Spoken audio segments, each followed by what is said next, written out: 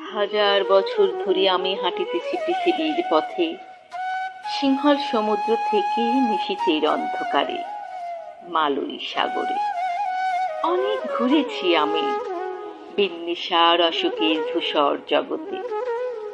সেখানে ছিলাম আমি আরো দূর অন্ধকারে, বিদর্ভ নগরে। আমি ক্লান্ত প্রাণ এক, চারিদিকে জীবনের সমুদ্র সফেন। আমারে দুদণ্ড শান্তি দিয়েছিল নাটোরের বনলতা সেন।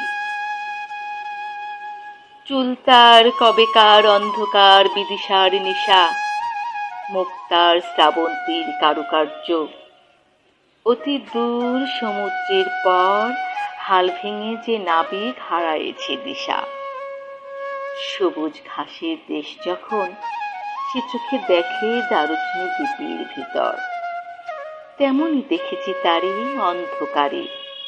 বলেছি সে এতদিন কোথায় ছিলেন, পাখির নীড়ের মতো চোখ তুলে নাটোরের বনলতা সেন। সমস্ত দিনের শেষে শিশিরের শব্দের মতন সন্ধ্যা আসে, টানা রৌদ্রের গন্ধ মুছে ফেলে চিল।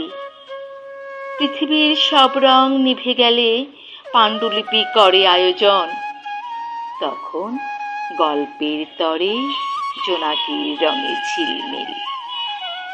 সব পাখি ঘরে আসে, সব নদী ফুরায় জীবনের সব লেনদেন।